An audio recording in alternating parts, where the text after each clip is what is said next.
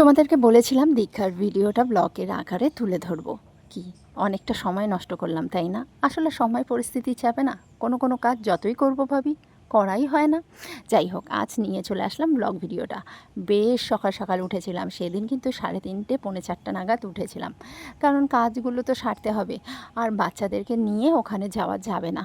তো সেই জন্য আর মা বাচ্চাগুলোকে নিয়ে বাড়িতেই থাকবে বলেছে, কারণ এই রোদের মধ্যে মা যেতে চাইছে না। তো সেহেতু আমাকে রান্নাবাড়িটা সেরেই যেতে হবে, কারণ মা যদি রান্না সারতে যায় বাচ্চাগুলোকে, দুটো বাচ্চাকে একদমই সামলাতে পারবে না।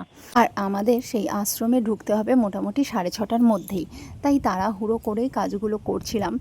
আর এদিকে ছঞ্চায় জল দেওয়া, ঘর পরিষ্কার সব কিছু করে নিয়ে স্নান টান সেরে ঠাকুর ঘরে ঢুকে গেছি। একটা ভালো কাজ করতে যাচ্ছি আর ঠাকুরের আরাধনা করব না, সে কি হয়? আর সকালবেলা তো আমি বলি যে স্নান সেরে পুজো করে আমার দিনটা শুরু করতে খুব ভালো লাগে। আর আজকে তো একটা বিশেষ দিন, জীবনটা নতুন করে শুরু করার দিন, জীবনের এক নতুন জন্মের দিন। সেই দিনটা ভগবানের কাছে প্রার্থনা করব না যে ভগবান একটু ভালো রেখো, মাথাটা ঠান্ডা রেখো, আর নতুন জীবনটা যেন উপভোগ করতে পারি, মন দিয়ে প্রাণ দিয়ে সেই জিনিসটা যেন নিতে পারি, সেটাই প্রার্থনাই ভগবানের কাছে করলাম, যে তার যোগ্য হয়ে যেন আমি উঠতে পারি।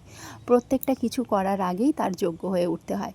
তারপরে এদিকে গুছিয়ে নিয়েছিলাম দক্ষিণার জিনিসগুলো, ফল মূল যেগুলো জিনিস লাগবে, আর তারপর এখানে রান্নাবাড়িগুলো করে নিচ্ছি। রুটিটাও করে রাখছি, শ্রেয়ার জন্য রুটিটা ভিজিয়ে রাখবো, মা আর শ্রেয়ার জন্য রুটিটা করে রাখলাম।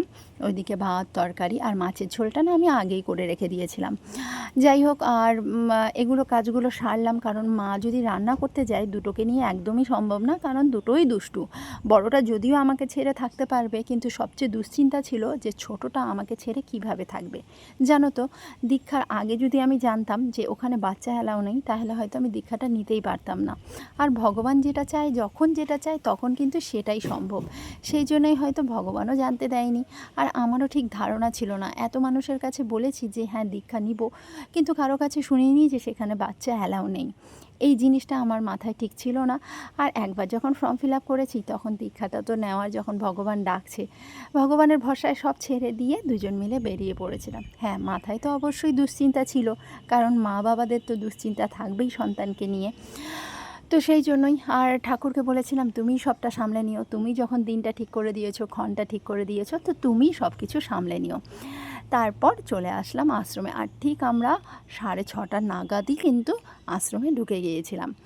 আর ওখানে যেহেতু ভিডিও অ্যালাউ নেই, তো সেহেতু আমি বাইরেই ভিডিও করা স্টপ করে দিয়েছিলাম। আর ওখানে ফর্ম টর্ম সব দেখিয়ে তারপর আমাদের ফোন জমা নিয়েছিল, ব্যাগ জমা নিয়েছিল, নিয়ে তারপর আমাদেরকে রুমে ঢোকানো হয়েছিল। দীক্ষার কার্যক্রম এই 4 ঘন্টা 4.5 ঘন্টা না মানে লেগেছিল।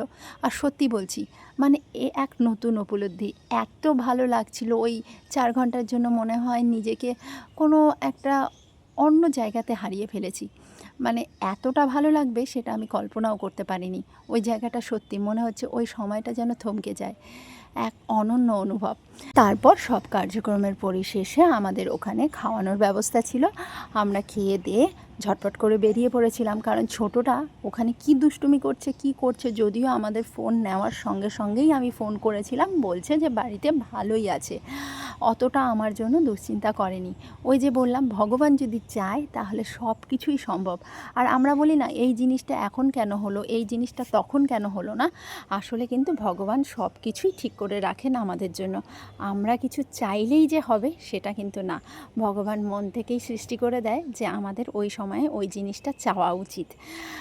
যাই হোক, তারপর বরমাশাই আর আমি বেরিয়ে পড়লাম। আর জানো তো, এত রোদ ছিল, ভাগ্যিস ওদেরকে আনেনি সেই মুহূর্তে আমাদের মনে হচ্ছিল, কারণ ওদেরকে আনলে বাচ্চা দুটো খুব অসুস্থ হয়ে যেত, মায়েরও বয়স হয়েছে। তারপর দুজন মিলে কিছু কাজ টাজ সেরে বাড়ি ফিরতে ফিরতে এই আমাদের বেজে গেছিলো 2টো। আর জানো তো, আমরা বাড়ি ফেরার পরেই বৃষ্টি নেমেছিল। বললাম না, ভগবানের অশেষ কৃপা। আর এত একটা ভালো কাজ করতে যাচ্ছি, সেই দিনটা ভালো মতো কাটবে না সেটা কি হয়? তার উপরে পুজো করে ভগবানের নাম নিয়েই আমি গিয়েছিলাম। যাই হোক, জীবনের একটা অনন্য অনুভব তোমাদের সঙ্গে শেয়ার করলাম। সবাই ভালো থেকো, সুস্থ থেকো, আর এটাই ভগবানের কাছে প্রার্থনা করব, সবাইকে ভালো রেখো। ভিডিওটা কেমন লাগলো অবশ্যই কিন্তু জানিও। আর তোমরা যেভাবে আমার পাশে আছো সেভাবেই কিন্তু তোমাদের ভালোবাসা দিয়ে আমাদের পাশে থেকো। টাটা সকলকে।